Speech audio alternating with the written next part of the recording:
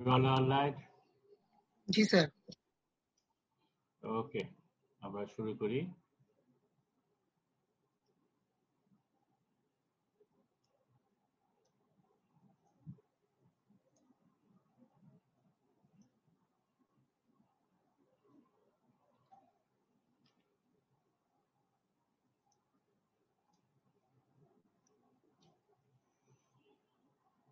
ওকে, আমরা আজকে still making প্রসেসের কাইনেটিক্সটা দেখব। আমরা ইন জেনারেল কাইনেটিক্স প্রসেস নিয়ে আলাপ করেছি, ডিফারেন্ট কাইন্ড অফ ক্যারেক্টারিস্টিক্স দেখেছি, particularly not related to our subject. আমরা কিছু টার্মিনোলজি দেখেছি, অ্যাক্টিভেশন এনার্জি কিভাবে ক্যালকুলেট করতে হয়, তার যে কাইনেটিক রেট কি করে ক্যালকুলেট করতে হয়, কাইনেটিক ল কি করে ক্যালকুলেট করতে হয়, মেকানিজম কি করে ক্যালকুলেট করতে হয়, প্যারামিটার কি করে ক্যালকুলেট করতে হয়, সেই জিনিসগুলো আমরা জাস্ট একটু ঝালাই করেছি।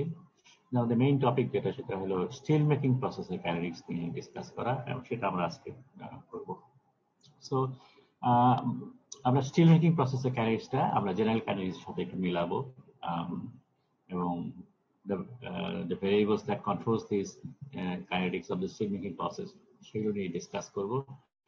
And then kinetics of the interfacial chemical reaction which is based on the law of mass action, because যখন steel making process chemical reaction গুলো হয় always interface হয়, for example slag metal interface, most common and important interface, এছাড়া gas solid interface, gas liquid interface, etcetera. So এই ইন্টারফেশিয়াল chemical reaction যখন হয় তখন kinetics কিভাবে ভ্যারি করে সেই জিনিসটা দেখবো। And then there are certain parameters that influence the mass transfer and ultimately the kinetics of the rate, kinetic of the equation, সেটা হলো কয়েকটা প্যারামিটার আমরা ডিসকাস করব। তার মধ্যে একটা আছে ডিফিউশন, আরেকটা টার্বুলেন্স, এবং কনভেক্টিভ মাস ট্রান্সফার। So এই তিনটে প্যারামিটার নিয়ে আমরা ডিটেইল আলাপ করব। And finally we will discuss about how to increase the process rate, how to enhance the process rate, what are the methods available to us. So these are the lecture outcome, and at the end of this lecture you should be able to understand and perform or do these kind of things. Okay, so আগে যেটা বললাম যে still making প্রসেসের কাইনেটিক্সটা একটা general kinetics যেগুলো আমরা আলাপ করেছি, কেমিক্যাল রিঅ্যাকশন কাইনেটিক্স, সেগুলোর একটা পার্টিকুলার কেস ভ্যারি করে কোন কোন জায়গায় সেটা যদি আমরা একটু খেয়াল করি, যে normally steel making process carried out at high temperature, so that's the one variation.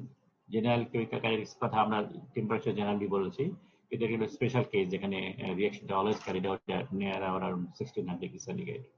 So যখনই আমরা টেম্পারেচার হাই টেম্পারেচার কথা বলি তার মানে হলো chemical reaction carried out very fast, এবং সার্টেন থিংস আর প্রয়োজন পড়ে না, আমরা একটু পরে দেখব। দেন এছাড়াও আরো কয়েকটা ইস্যু আমাদের এখানে চলে আসবে, সেটা হলো হিট ট্রান্সফার একটা ইস্যু, মাস ট্রান্সফার একটা ইস্যু। মাস ট্রান্সফার দুইভাবে হতে পারে, একটা হলো যে রিঅ্যাকশন গুলা কি করে যে জায়গায় রিঅ্যাকশন হচ্ছে, আমরা বলতে চাই ইন্টারফেশিয়াল রিঅ্যাকশন গুলো হয়, ইন্টারফেস রিঅ্যাকশন গুলো কিভাবে আসলো, এট দ্য সেম টাইম প্রোডাক্ট গুলো কিভাবে চলে গেল, সেই মাস ট্রান্সফারটা চিন্তা ভাবনা করতে হবে। এই আর্টিফিশিয়াল অথবা ন্যাচারাল স্টারিং যেটা হয় সেটা একটা ইম্পর্টেন্ট প্যারামিটার। সো স্টারিং কিভাবে ইনফ্লুয়েন্স করে বা ম্যাটার গুলোকে আইদার এনহ্যান্স করে বা কমপ্লিকেটেড করে, and removal of the reactant product, সেটাও একটা ইস্যু। কারণ আমরা জানি কেমিক্যাল রিঅ্যাকশন যখন হয়, যখন ইকুইলিব্রিয়ামের কাছাকাছি অ্যাটেন্ড করে তখন টু অ্যান্ড ফ্লো চলতে থাকে। সো প্রোডাক্ট যদি রিমুভাল না হয় রিঅ্যাকশনটা সামনের দিকে আর যায় না। So these are the important issues আমাদের স্টিল মেকিং প্রসেসের কাইনেটিক্স কে কন্ট্রোল করে। Chemical equilibrium closely attend to some reaction attend করে না। যদিও আমরা হাই টেম্পারেচার কথা বলছি, আমরা দেখবো আলটিমেটলি কিছু কিছু রিঅ্যাকশন কমপ্লিট রিঅ্যাকশন হয় না। সো এই all sort of complications is there in steel making process. The principles of kinetics can help in process improvement as well as better understanding. So আমরা যে kinetics যদি study করি তাহলে পরে আমরা how to improve the process, how to improve the reaction, how to reduce the time of steel making process, সেগুলো আমরা understand করতে পারবো। Okay, iron making and steel making process concerned with heterogeneous reaction. This is another variations. They are dealing with heterogeneous substance, not homogeneous substance. Homogeneous substance বলতে mean করছি solid reactant একই জিনিস. Both are solid, both are liquid, both are gas. So these are called homogeneous reactions. কিন্তু এখানে আমরা heterogeneous reaction এ deal করছি. তার মানে হলো the solid liquid involved, solid gas involved, etc. etc. And the law of chemical kinetics proposed for homogeneous reaction can also be applied. So with modifications. তার মানে homogeneous reaction যদি হয় তার যে কাইনেটিক্সটা আমরা heterogeneous পেলেও to some extent apply করতে পারবো, although some modification alteration needed.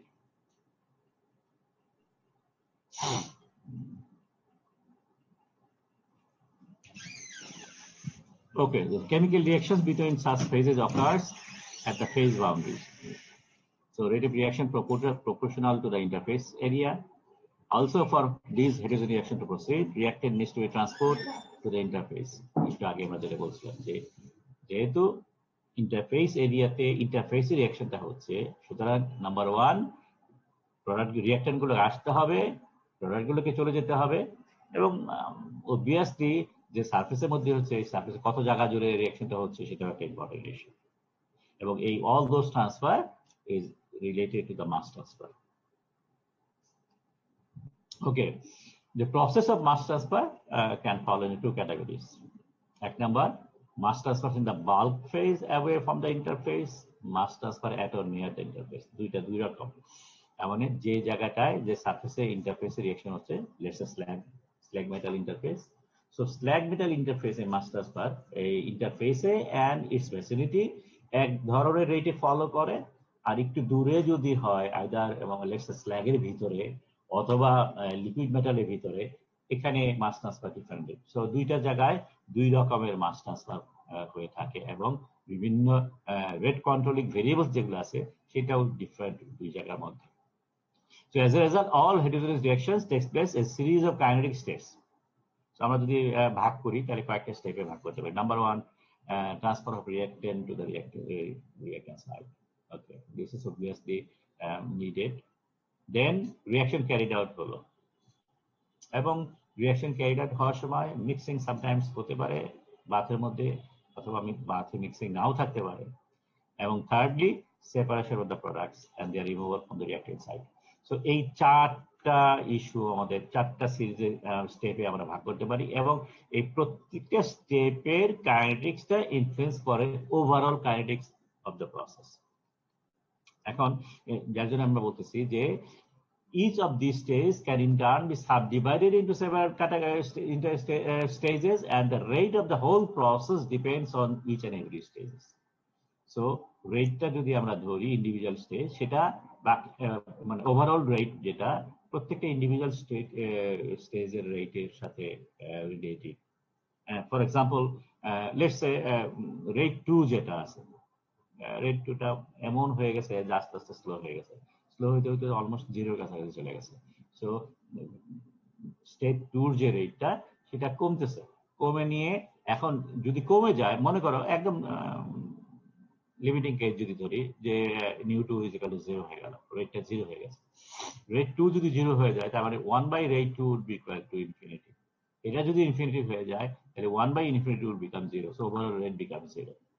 So প্রত্যেকটা স্টেজের রেট গুলো ইম্পর্টেন্ট, এবং কোনো একটা যদি কমে যায় সেটা আলটিমেটলি কন্ট্রোল করে overall the rate process. Okay, in most steel making process, the act of chemical reaction proper occurs very fast because আমরা high temperature deal করছি. So high temperature chemical reaction occurs very fast. So then that cannot be the rate controlling. তার মানে এটা cannot be a variable. রিঅ্যাকশনটা হইলো কি হইলো না, reaction অবশ্যই হবে, and it will occur very fast, very instant, almost instantly. So তাইলে পরে রেট প্রসেসটা তাহলে কন্ট্রোল করতেছে বাকি যে তিনটা ফ্যাক্টর আছে তার উপরে. এক নম্বর হলো যে রিঅ্যাজেন্ট গুলো আসলো কি রেটে বা গেল কি রেটে, and at the same time এখানে কোন রকমের কি বলে টার্বুলেন্স আছে কিনা. So by the rate at which reagents are supplied to the reaction site, or by the condition of the separation and removal of the reaction site. এবং আমরা যে টার্বুলেন্সের কথা বললাম, টার্বুলেন্স এই দুইটাকে ইনফ্লুয়েন্স করছে। So transfer of reagent to the reaction side, one must consider the following. So মাস যখন transfer হয়, মাস ট্রান্সফার হওয়ার সময় কিভাবে মাস ট্রান্সফার করে? ডিফিউশন প্রসেস একটা হতে পারে, আরেকটা হতে পারে passage of a given element through interface, fracture of natural steering. তার মানে আইদার বাই ডিফিউশন প্রসেসে হতে পারে, অথবা যদি আমি স্টিয়ারিং করি তাহলে পুরো মাস মুভমেন্ট হতে পারে। তো ডিফিউশন বাই অ্যাটমিক মুভমেন্ট অথবা মাস মুভমেন্ট হতে পারে যদি স্টিয়ারিং থাকে। তো এই জিনিসগুলো আমাদের কনসিডার করতে হবে ডিউরিং ট্রান্সফার। এবং এই যে দুইটা জিনিসই ইনফ্লুয়েন্স করে, আমরা একটু আগে বললাম যে মেটা স্টিয়ারিং, স্টিয়ারিং করলে হোমোজেনাস রেটও বেড়ে যায়, তাহলে পরে টোটাল রেট প্রসেসও বেড়ে যাবে। And with more intensive stirring diffusion আর তখন আর দরকার পড়ে না। তার মানে আমি দুইটা স্টেপের দুইটা পার্টের কথা বলতেছি। মাস ট্রান্সফার হচ্ছে number 1 atomic movement by diffusion, আর একটা মাস মুভমেন্ট বাই স্টিয়ারিং। এখন যদি স্টিয়ারিংটা সিভিয়ার হয় তাহলে পরে rate of movement by this two process comparable যদি করি, তাহলে পরে দেখা যাবে যে ডিফিউশন প্রসেসে যা তো মুভমেন্ট হয় তার চেয়ে মাস ট্রান্সফার অনেক অনেক বেশি। তখন আমরা বলি যে ডিফিউশনের রেটে কোনো দরকার নেই, diffusion is less important when severe turbulence is there. In extreme cases the rate of equalization, যদি খুব বেশি মিক্সিং থাকে তাহলে পরে এমন অবস্থা হয় যে মাসগুলো সারফেসে এসে রিঅ্যাকশন করার আগেই ইকুয়ালাইজেশন হয়ে যাচ্ছে, তখন আবার প্রসেসটা স্লো হয়ে যায়। স্যার এখানে হোমোজেনেশন বলতে কি ওই সব জায়গায় সমান হচ্ছে যে রিঅ্যাক্ট্যান্ট আর প্রোডাক্ট সব মিশে যাচ্ছে, ঠিক আছে? একটা আগে আসে রিঅ্যাক্ট্যান্ট আসবে, রিঅ্যাক্ট করবে, তারপরে প্রোডাক্ট তৈরি হবে, প্রোডাক্টটা মাসে মিশে যাবে, জিনিসটা এরকম। এখন যদি এমন অবস্থা হয় যে রিঅ্যাক্ট্যান্ট এসে রিঅ্যাকশন করার আগেই মাসের সাথে মিশে চারিদিকে ছড়িয়ে পড়ছে, সেটা বলা হচ্ছে হোমোজেনেশন। কম্পোজিশন যদি হোমোজেনাইজ হয়ে যায় তখন reaction rate will become slow. So solid, এখানে আরেকটা জিনিস পয়েন্ট, এখানে আমরা আরেকটা ইন্ট্রোডিউস করছি আরেকটা পয়েন্ট, সেটা হলো যে সলিড যখন আমরা হোমোজেনেশন রিঅ্যাকশনের জন্য কাইনেটিক্স এর কথা আলাপ করেছিলাম, তখন আমরা বলছি সলিড ইজ আ সলিড, তার মানে সলিডের ভিতরে কিছু নেই। কিন্তু আমাদের এখানে যে সমস্ত সলিড গুলো কনসিডার করবো স্টিল মেকিং প্রসেসে, all the solids mostly porous. For example iron ওর যদি দেই, ইট ইজ পোরাস। সিন্টার যেটা দেই, স্পঞ্জ আয়রন যেগুলো দিচ্ছি, কোক যেগুলো দিচ্ছি, লাইম যেগুলো দিচ্ছি, এভরিথিং পোরাস। এবং আমরা জানি পোরাস সলিডের মধ্যে reaction becomes very fast, because এই পোরের ভিতর দিয়ে মাস ট্রান্সফার হতে পারে, ঠিক আছে? শুধু একটা কমপ্লিট একটা সলিড প্রোডাক্ট, তার মধ্যে সারফেসে শুধু রিঅ্যাকশন হচ্ছে বাই ডিফিউশন, সেটা না হয়ে reactant can go through the another reactant, so দুইটার মধ্যে reaction become very fast, ঠিক আছে? So even liquid can flow through their pores. Often new phase forms, obviously, এবং এই নিউ ফেজ যেটা ফর্ম করছে সেটা সামটাইমস রিঅ্যাক্ট্যান্টকে এইড করে, রিঅ্যাকশনকে এইড করে। ফর এক্সাম্পল যদি কার্বন মনোক্সাইড ফর্ম করে, কার্বন মনোক্সাইড ফর্ম করলে আমরা জানি যে এটা একটা বাবল জেনারেট করে, এবং এই বাবলটা যখন বেরিয়ে যায় তখন রিঅ্যাকশন বাথের মধ্যে এজিটেশন হবে। দিস ইজ এ ভাইটাল, মানে কার্বন মনোক্সাইড বাবলিংটা, এবং বাবলিংটা হলে পরে বাথের মিক্সিংটা এনশিওর করা যায়। সো এটা রিঅ্যাকশন কাইনেটিক্সকে আবার ইনফ্লুয়েন্স করে। Another one is that the formation of such product requires nucleation and growth process. আমরা জানি any product যদি ফর্ম করে always nucleation and growth process form করে, কিন্তু স্টিল মেকিং প্রসেসে, ইন্ডাস্ট্রিয়াল প্রসেসিং বা স্টিল মেকিং প্রসেস যদি বলি, এখানে নিউক্লিয়েশনের স্টেজ যেটা আছে সেটাকে আমরা গ্রেটলি মিনিমাইজ করতে পারি। কেন মিনিমাইজ করতে পারি? আমরা জানি নিউক্লিয়েশন প্রসেস দুই ভাবে হয়, একটা হলো হোমোজিনিয়াস নিউক্লিয়েশন, একটা হেটেরোজিনিয়াস নিউক্লিয়েশন। এন্ড হোমোজিনিয়াস নিউক্লিয়েশন করতে গেলে অনেক সময় লাগে, কারণ টেম্পারেচার সাফিসিয়েন্টলি ডাউন করতে হয় যাতে করে delta T becomes very high, so that spontaneous nucleation হয়। কিন্তু এখানে সেটা প্রয়োজন পড়ে না, because already there are many surfaces there, ঠিক আছে? Pre existing surface in different form এখানে অ্যাভেলেবল আছে, যার কারণে এখানে nucleation is not a matter, just গ্রোথটা করে। সো মানে নতুন কোনো ফেজ যদি জেনারেট করে, জাস্ট দে গ্রো, নিউক্লিয়েশনের জন্য সময় লাগে না বললেই চলে। Okay, so this is about general steel making kinetics, যেটা নরমাল কাইনেটিক্স এর সাথে তফাৎটা কি সেটা আমরা একটু দেখলাম। Kinetics of interfacial chemical reaction based on law of mass action. And law of mass action তোমরা জানো, থার্মোডাইনামিক্সে পড়েছো, কেমিস্ট্রিতেও পড়েছো। সো আমরা যদি একদম সিম্পল ফর্মে যদি রিঅ্যাকশনটা ধরি যে বি প্লাস ডি রিঅ্যাকশন করে এম প্লাস এন ফর্ম করে, তাহলে পরে রেট অফ রিঅ্যাকশন যেটা হবে সেটা হলো ফরওয়ার্ড রিঅ্যাকশন এবং রিভার্স রিঅ্যাকশন দুইটার ডিফারেন্স, ঠিক আছে। এবং এটা যেহেতু ইন্টারফেশিয়াল রিঅ্যাকশন, সো এখানে সারফেসটা এখানে চলে এসেছে। So rate of forward reaction, rate of reverse reaction. Rate of forward reaction proportional to the reactant, rate of reverse reaction বা backward reaction proportional to the products.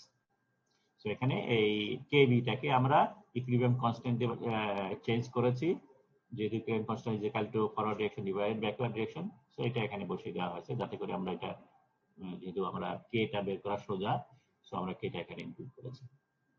Okay, so this is the overall reaction rate.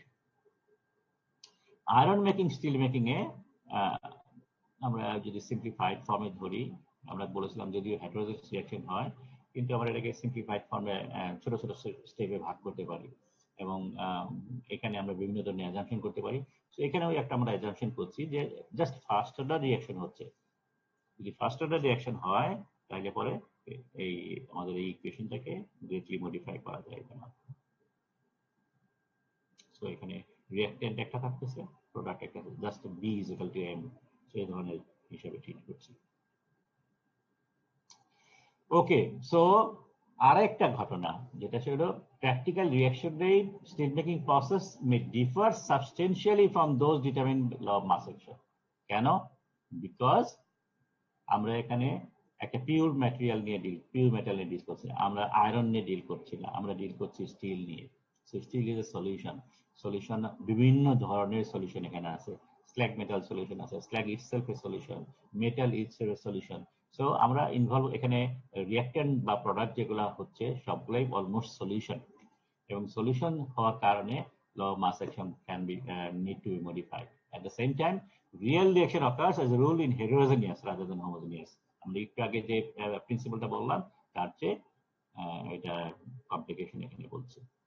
ইন্টারফেশিয়াল chemical reaction occur in the following step। তাহলে পরে আমরা যদি সেটা যদি মনে করি, তাহলে এক নম্বর হলো ইন্টারফেসে রিঅ্যাকট্যান্ট অ্যাডজর্ব হবে, রিঅ্যাকট্যান্ট আসলো, chemical reaction between the adsorb species হলো, and then প্রোডাক্ট গুলোকে মাস্ট ডিসলভ, প্রোডাক্ট গুলোকে বেরিয়ে চলে যেতে হবে into the bulk material.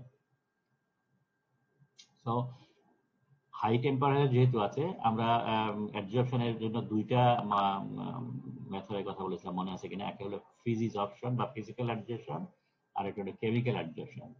Low temperature হয় ফিজিক্যাল অ্যাডজর্পশন, আর হাই টেম্পারেচার হয় কেমিক্যাল অ্যাডজর্পশন। আমাদের এখানে যেহেতু হাই টেম্পারেচার ইনভলভ, সুতরাং ইন্টারফেসে যে রিঅ্যাকট্যান্ট গুলো আসছে যে ফর্ম কেমিক্যাল বন্ড, এবং এই কেমিক্যাল বন্ডটা যখন ডিসলভ করবে, ডিসলভ করার সময় কেমিক্যাল বন্ডটাও ভাঙার প্রয়োজন পড়বে, এবং এর জন্য আমাদের যে ফর্মুলা যেগুলো আছে, ল্যাংমুয়ের অ্যাডজর্পশন আইসোথাম, গিবস অ্যাডজর্পশন আইসোথাম, সেগুলো এই রুলগুলো ফলো করে। ওকে, ডিফিউশনের রোল কি? Most steel making bath large interface already present, ঠিক আছে, and the rate of the whole process then limited by mass transfer rate. যদি বাথ পোরলি স্টার্ট হয় বা স্টেগন্যান্ট বাথ হয়, diffusion is most important, because তখন মাস ট্রান্সফারটা হচ্ছে না। মাস ট্রান্সফার মানে মাস মুভমেন্টটা হচ্ছে না। কিন্তু যদি, এবং সে সমস্ত ক্ষেত্রে ফর্মুলা হলো, আমরা ফিক্স ল জানি, Fick's first law of diffusion, flux is equal to rate of change of mass, যেটা নিচে হলো সারফেস এরিয়া, এবং এটা আমরা সমান দেখেছিলাম diffusion coefficient changing concentration with minus sine, যেহেতু কনসেন্ট্রেশন ডিক্রিজ করছে। এবং এটা যদি মোলার ফর্মুলা এটা হয়, আর মাস ফর্মুলা যদি হয়, তাহলে এটা হলো মাসে আর এটা হলো মোলে। ওকে, সো এখানে হলো মোল, এখানে হলো মাস।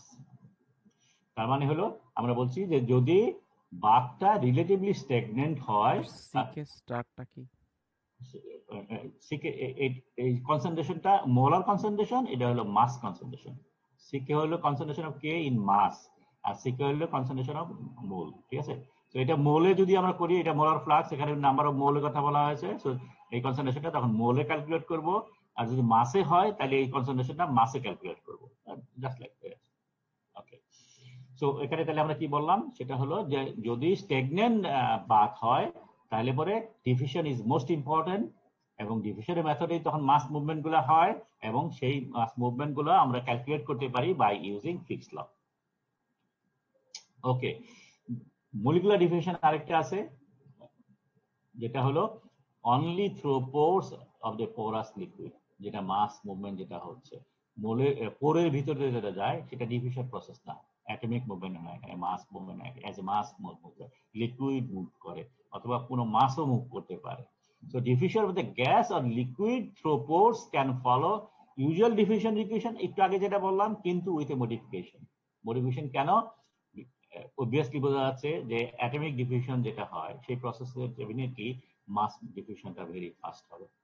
সুতরাং same diffusion equation modified by certain factor, এবং এই মডিফিকেশন যেটা দেওয়া হচ্ছে সেটা হলো এই ফ্যাক্টরটা এপসাইলন বাই টাউ। এপসাইলনটা হলো কত ভলিউম ফ্র্যাকশন পোরোসিটি আছে, তার মানে যত পোর বেশি থাকবে মুভমেন্ট তত বেশি হবে, তো diffusion in poor in bed তত বেশি হবে। আরেকটা হলো এটাকে বলে টর্টুইসিটি। টর্টুইসিটি মানে হলো মনে করো আমরা ডিফিউশন অঙ্ক যেগুলো করেছিলাম, ডিফিউশন অ্যাটম মুভ করে থ্রু স্ট্রেট লাইন, বা নরমালি ল্যামিনার ফ্লোর, জাস্ট চিন্তা করো ল্যামিনার ফ্লোর, ল্যামিনার ফ্লোর মধ্যে অ্যাটম গুলা মুভ করে থ্রু স্ট্রেট লাইন, কিন্তু যখন পোর থাকে পোরের ভিতরে মাস মুভ করে জিগজ্যাগ পাথে, ঠিক আছে?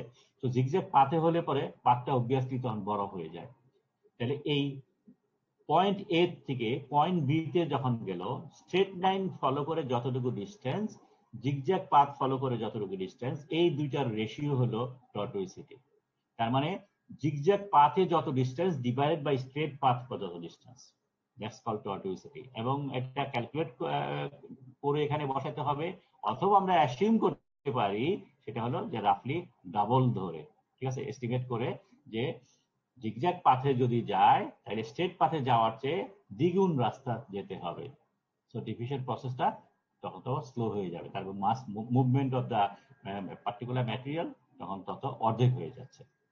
সো এটা যদিও অ্যাসিউম করছি অ্যাপ্রক্সিমেটলি 2, সো এখানে একটা সোর্স অফ আনসার্টেনিটি একটা আসতেছে।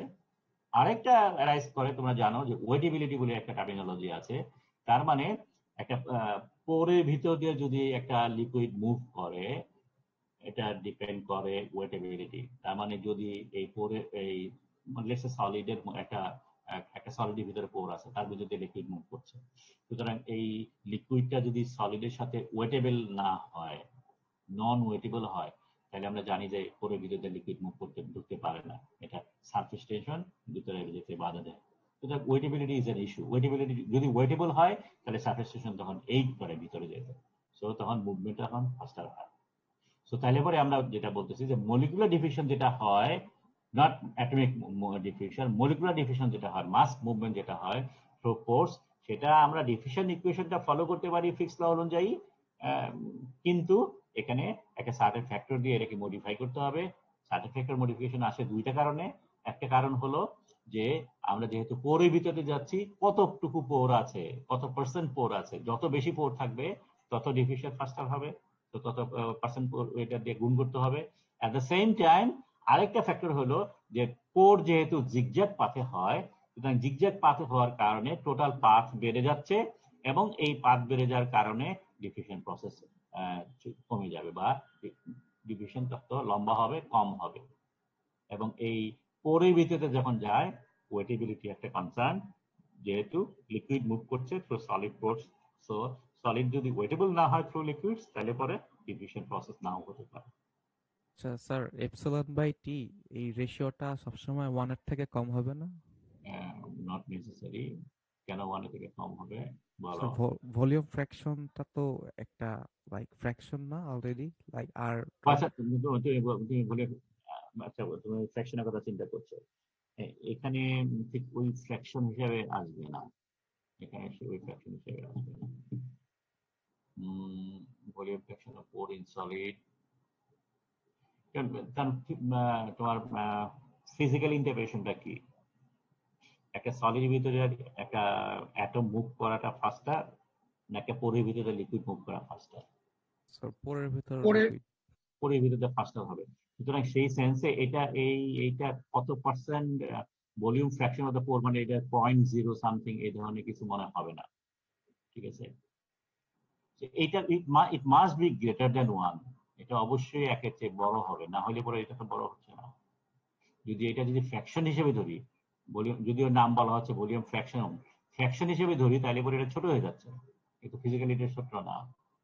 সুতরাং কত ভলিউম আছে সেই ভলিউমটাকে গুণ করতে হবে এখানে। তো এটা একটা ফ্যাক্টর হিসেবে আসবে, এটা একটা ফ্যাক্টর হিসেবে আসবে। ওকে, সো তাহলে ডিফিউশন প্রসেসটা গেল। What about turbulence? টার্বুলেন্স হলে পরে ডিফিউশন দুই ধরনের ডিফিউশন হয়। একটা হলো নর্মাল ডিফিউশন, যেটা আমরা বলেছিলাম, সেটা তো আছেই। আরেকটা ডিফিউশন আছে যেটাকে এডি ডিফিউশন বলে। এডি ডিফিউশনের নাম শুনেছো কোথাও? ডিফিউশন পড়ছো তোমরা? ডিফিউশনটা আমাদের বাদ দিছিল মানে যখন ফেজ ডায়াগ্রাম পড়ছি, মানে ইয়া করোনার টাইমে পড়ছি তো, সো অনেক প্রেসার পড়ে যেতেছিল এই জন্য আর কি স্যার বাদ দিছিল। ডিফিউশন বাদ দিচ্ছে কোন সাবজেক্টে ছিল? Phase diagram. ফেজ ডায়াগ্রাম আর কি স্যার, সেই জায়গায় ডিফিউশন বাদ দিয়ে দিচ্ছে। মানে লাস্ট একদম লাস্টের পার্টে আর কি কে ছিল। দিল্লা স্যার।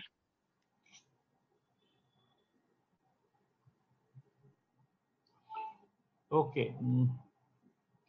তাহলে আমরা নর্মাল ডিফিউশন যেটা আছে, এডি ডিফিউশন মানে হলো যে একটা লিকুইডের মধ্যে যদি টার্বুলেন্স থাকে, এই টার্বুলেন্সের মধ্যে মাস কিভাবে মুভ করে সেটাকে বলি এডি ডিফিউশন, ঠিক আছে।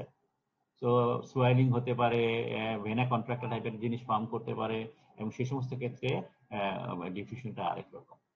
সো এখানে যেহেতু এখানে টার্বুলেন্স হচ্ছে, সো টার্বুলেন্সে একটা নর্মাল ডিফিউশন যেটা আছে, যেটা আমরা ডিকে দিয়ে বলতেছি diffusion coefficient, ordinary diffusion coefficient, আর এটা হলো eddy diffusion coefficient only in turbulence, ঠিক আছে।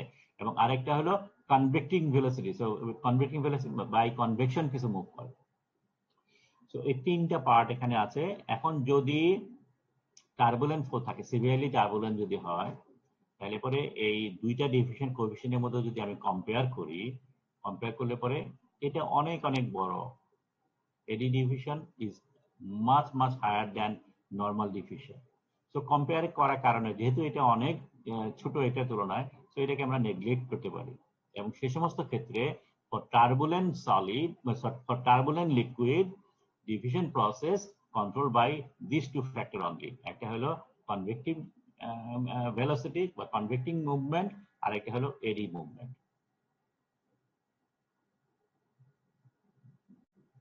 সো এটা হলো কনসেন্ট্রেশন, আর এটা হলো ভেলোসিটি, কনভেক্টিং ভেলোসিটি।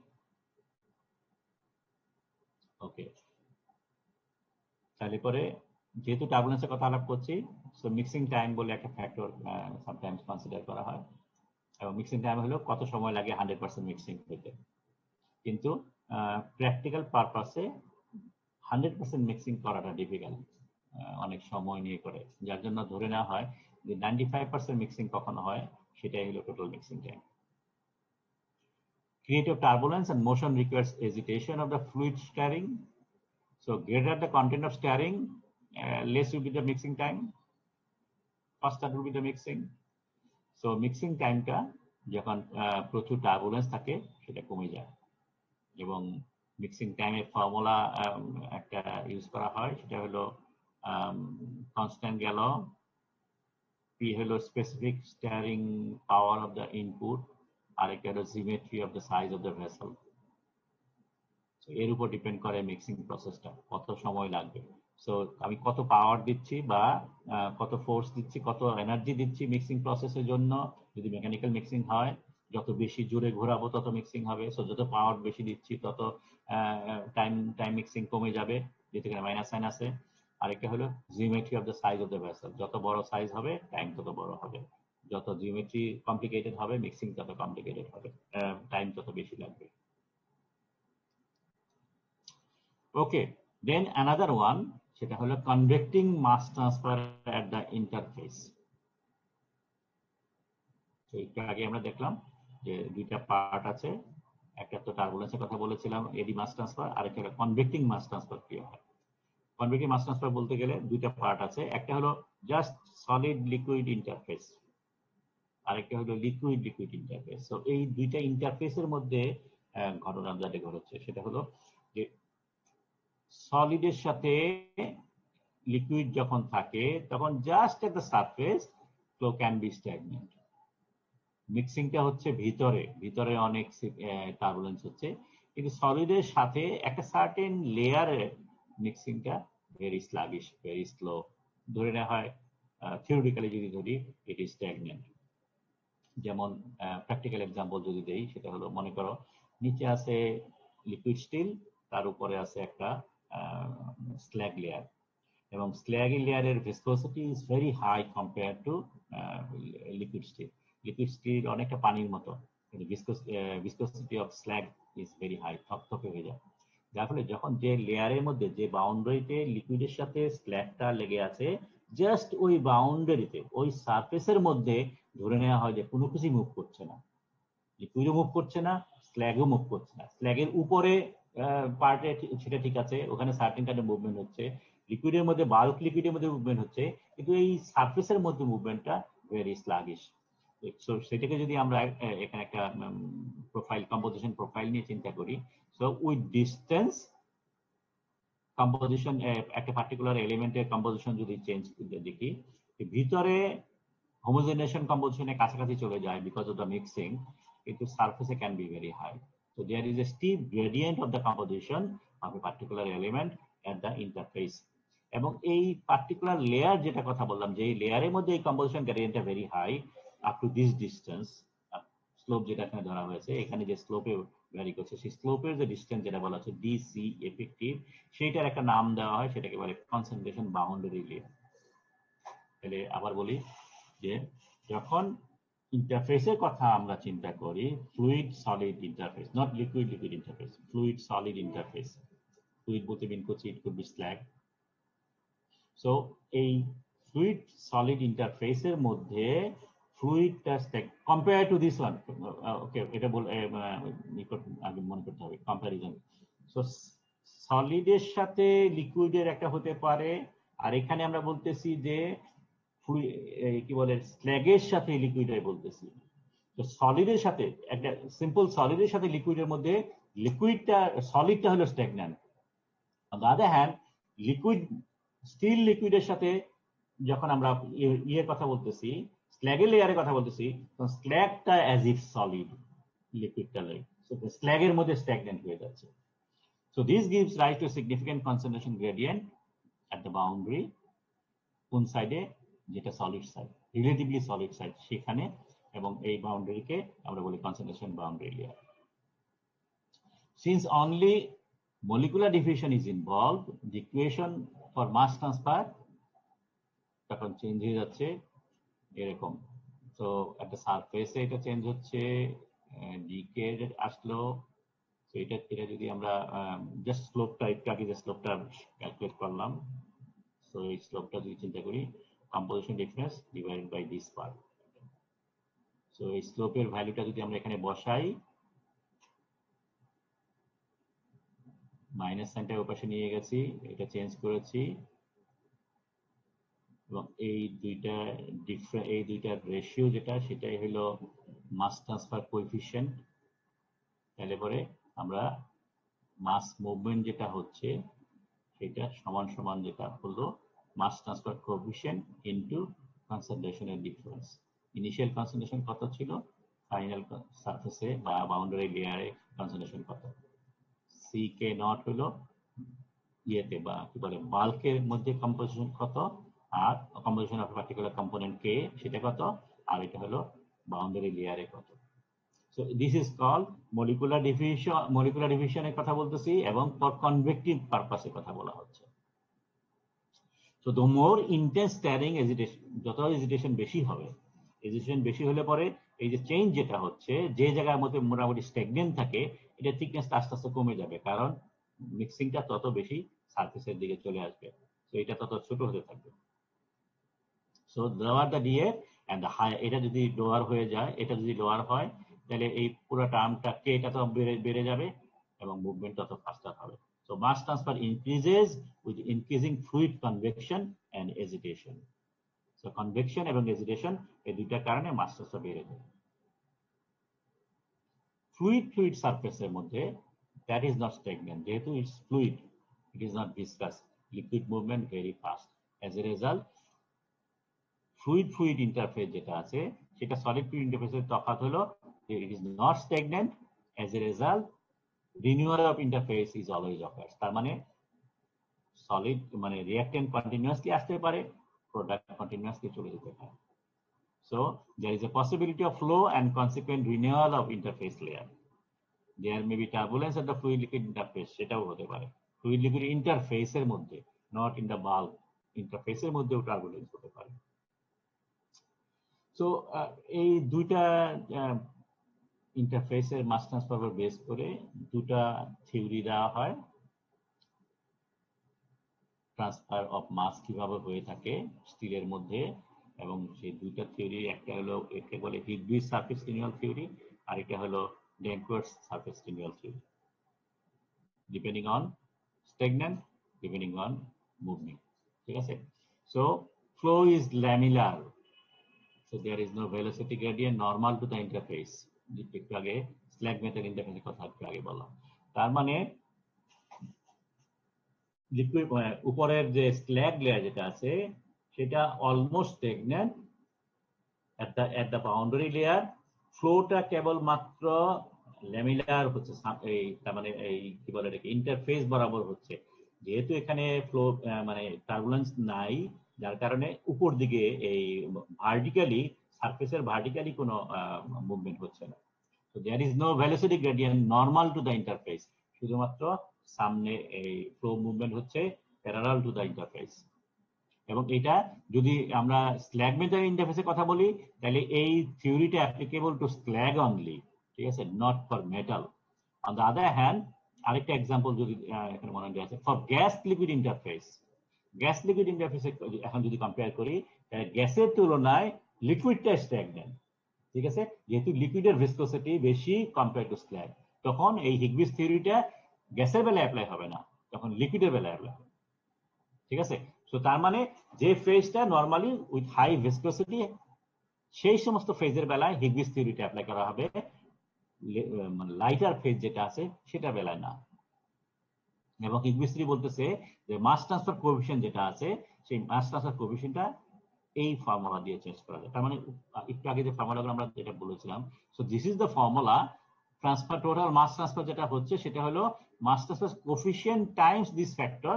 এখন এই ভ্যালুটা কি হবে সেটা এই দুইটা থিওরি দুইটা কন্ডিশনের জন্য প্রপোজ করছে। একটা হলো যদি ফ্লো ল্যামিলার হয়, যদি হিগবিস থিওরি তখন প্রিভেল করবে, এবং সেই সমস্ত ক্ষেত্রে কেটা বের করা যাবে। Diffusion coefficient, normal diffusion coefficient যেটা আছে অ্যাটমিক ডিফিউশন কোএফিশিয়েন্ট, সেটাকে ভাগ করতে হবে একটা পার্টিকুলার ফ্যাক্টর দিয়ে, এবং এখানে পাই আছে, এট দ্য সেম টাইম আরেকটা আছে T, time of exposure of fluid element at the surface. তো ফ্লুইড সারফেসে কতক্ষণ সময় থাকে সেটার উপর বেস করে। আরেকটা যেটা বলা হয়েছে সেটা হলো ড্যাঙ্কওয়ার্থ সারফেস রিনিউয়াল থিওরি। এটা বলা হচ্ছে ফ্লো ইজ টার্বুলেন্ট, তার মানে সারফেসের মধ্যে প্রচুর আছে, টার্বুলেন্ট আছে, অ্যাজ এ রেজাল্ট ফ্লো এদিকেও হতে পারে এদিকেও হতে পারে, সোজা ভাষায় it is turbulent.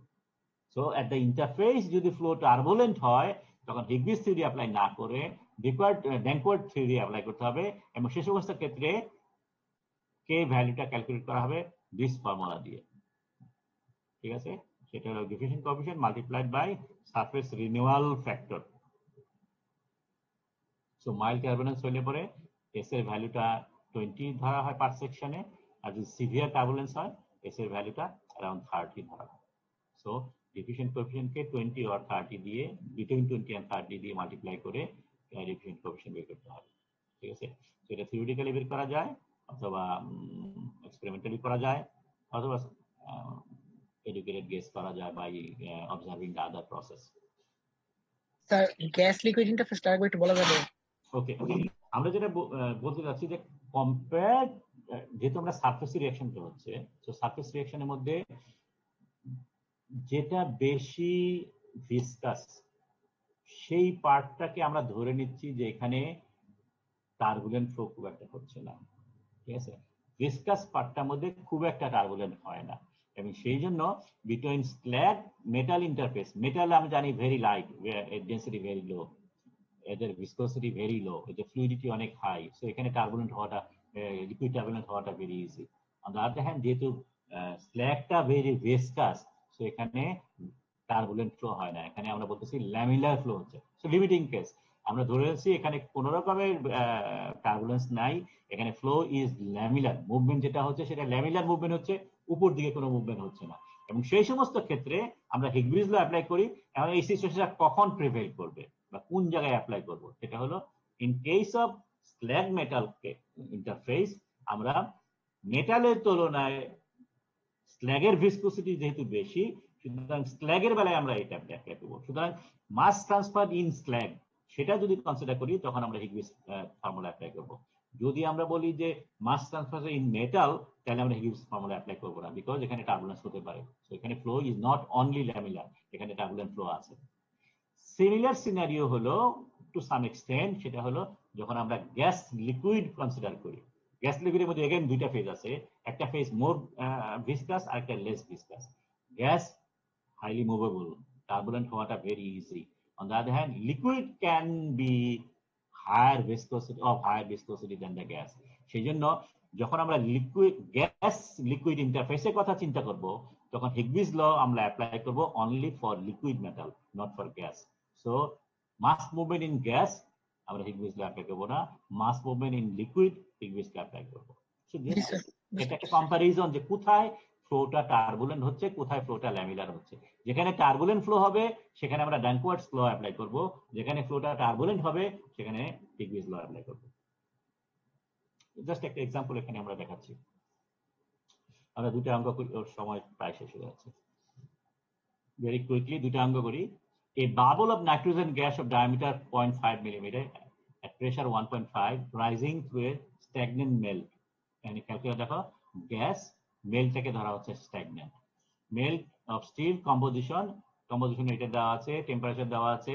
অ্যাসিউমিং mass transfer in the melt to be rate controlling. কেন রেট কন্ট্রোলিং?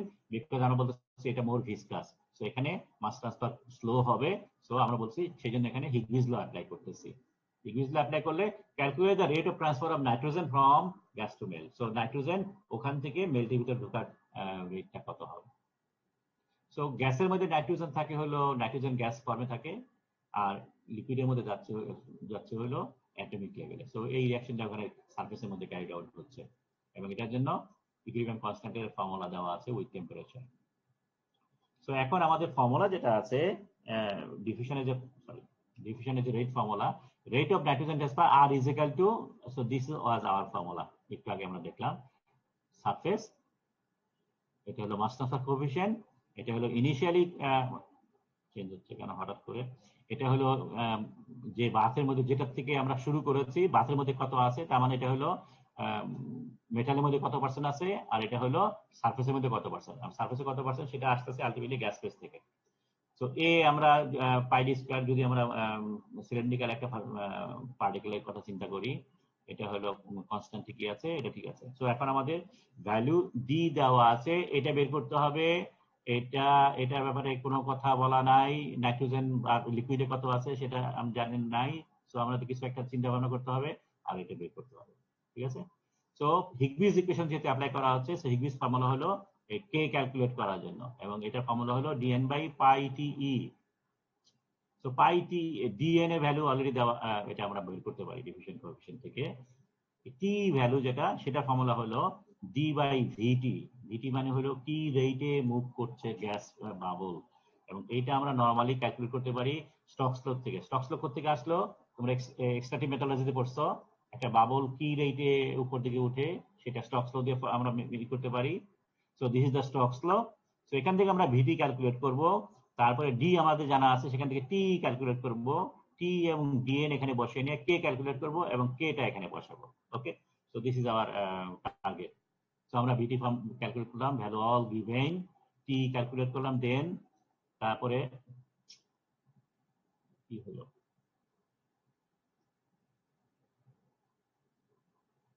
মাথা গরম হয়ে গেছে। ওকে, এনিওয়ে, তাহলে পরে এটা ক্যালকুলেট করলাম, তারপরে কে ক্যালকুলেট করলাম অ্যাকর্ডিং টু দ্য ফর্মুলা।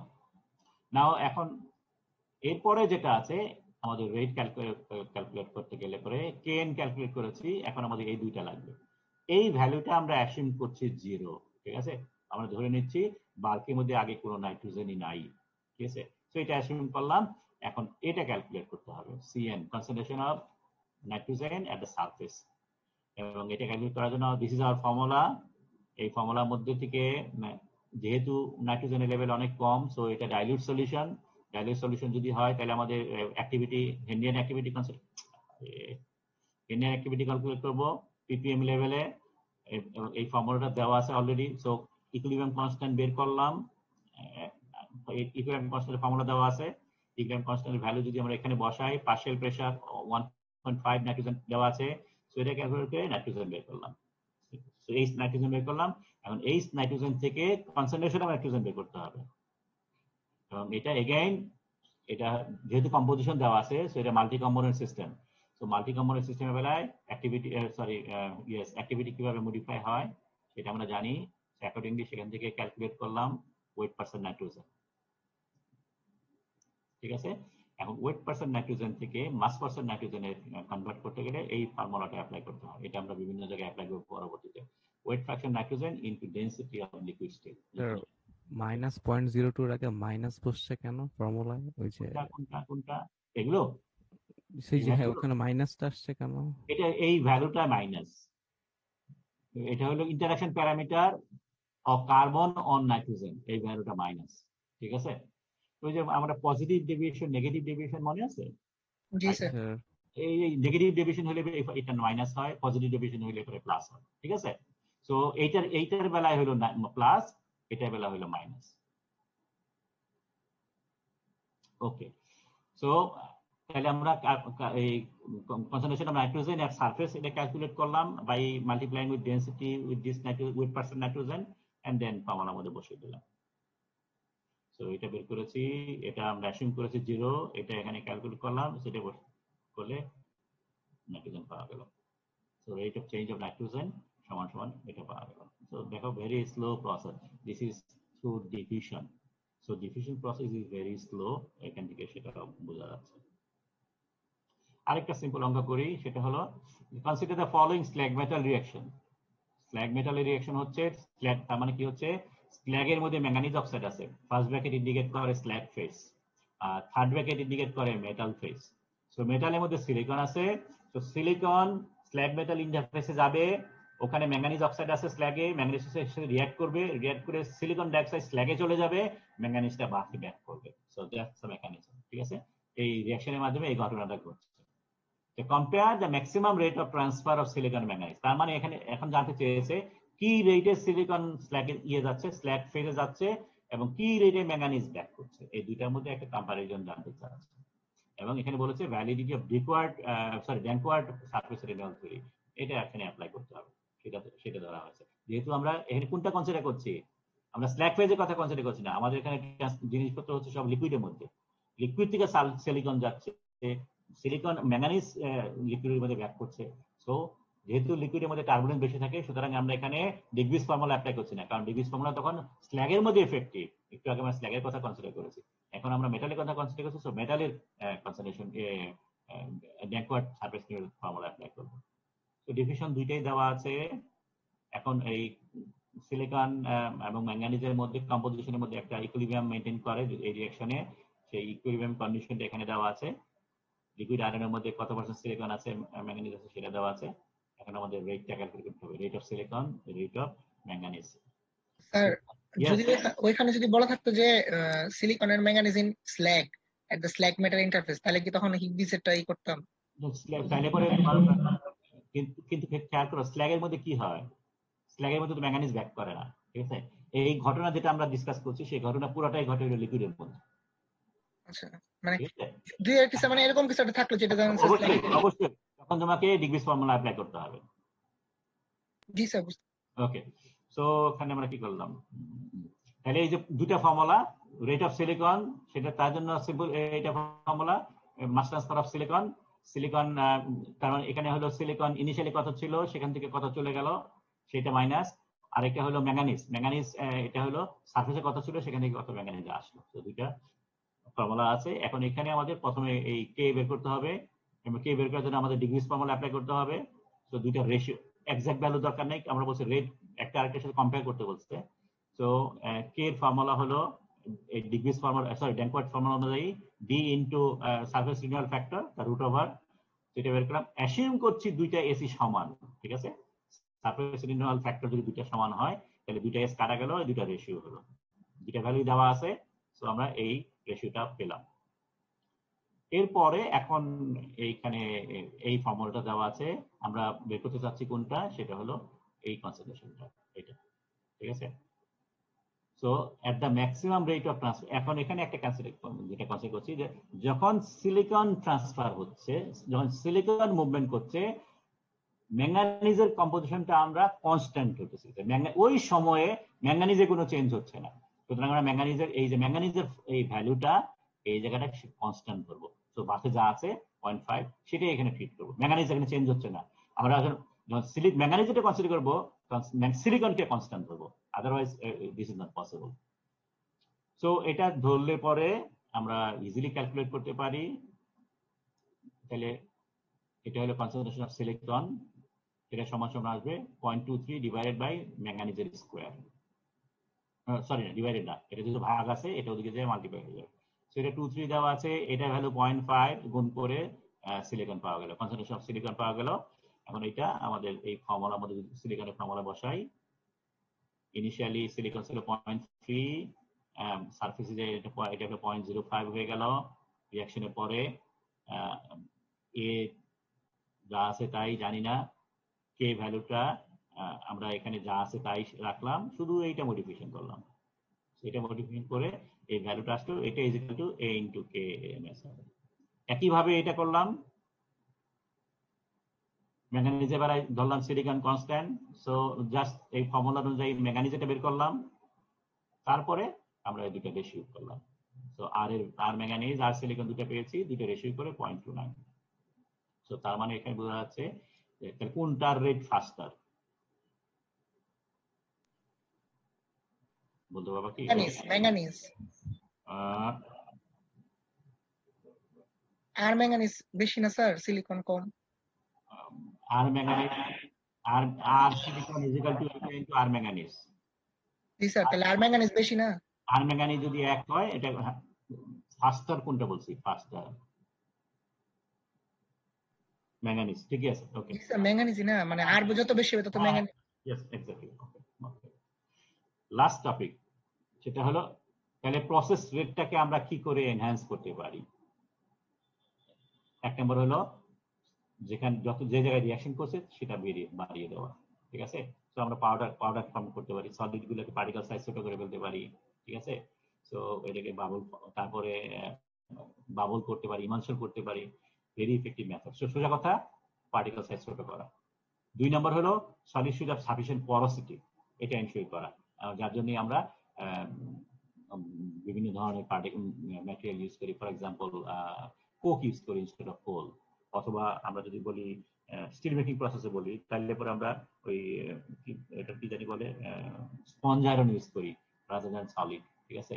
ওর যেগুলো আছে সেই ওরের মধ্যে বিভিন্ন পোর্স থাকে এক্সেট্রা, ওটাকে আমরা হিট করে ওটাকে পেলেট ফর্ম করি, এবং ডিউরিং হিট করার সময় এর ভিতরে যত কার্বনেশিয়াস ম্যাটেরিয়াল আছে সেগুলো বেরিয়ে যায়, বেরিয়ে যাওয়ার সময় পোর তৈরি করে।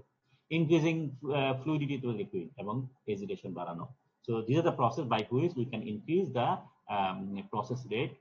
টেম্পারেচার একটা ফ্যাক্টর, কিন্তু প্রবলেম হলো টেম্পারেচার আমরা সবসময় চেঞ্জ করতে পারি না, সবসময় বাড়াতে পারি না, কারণ টেম্পারেচার বাড়ালে পরে অন্যান্য আদার প্রবলেম তৈরি হয়, যেমন refractory attack.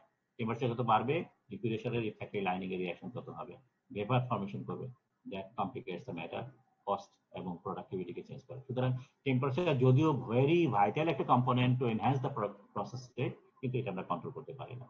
So how to control the process rate? Make the particle size smaller, ensure that particle size contains sufficient porosity so that mass movement or molecular movement can occur, and at the same time increase the excitation process, যাতে করে fluidity বাড়ানো and excitation process বাড়ানো, যাতে করে reaction enhance করে, mass transfer faster হয়। ওকে, so পরে একটা ক্লাস। হ্যাঁ, এটা শেষ হয়ে গেল। সো আমরা শেষ করি। স্যার মানে আমাদের মিডটা মনে হয় 1 উইক আগাইতেছে, মানে এটা শিওর না, অফিসিয়াল নোটিশ আসে নাই, মানে আমরা আর কি শুনতে পারছি আনঅফিসিয়ালি। আপনি কি স্যার মিডে এক্সাম নিবেন যদি আমরা দিতে চাই আর কি? এক্সাম নিব, এক্সাম তো তোমাদের দিয়ে দিব, তোমরা তোমাদের সময় এক্সাম নিবা, এক্সামের টাইম ফিক্সড করে দিব, সেদিন তুমি কোনো ক্লাস টাস নেওয়ার দরকার নেই, তোমরা জাস্ট লগ ইন করে নিয়ে এক্সাম দিয়ে দিবা, ঠিক আছে? আচ্ছা স্যার, তাহলে স্যার ডেটটা স্যার একটু মানে আজকে আমি আপনাকে জানাই। তোমাদের ডেটটা ফিক্স হলো আগামী ঠিক আছে, জানাও, কোনো অসুবিধা নেই, জি স্যার। ঠিক আছে? ওকে, তাহলে আজকে শেষ করি। খোদা হাফেজ।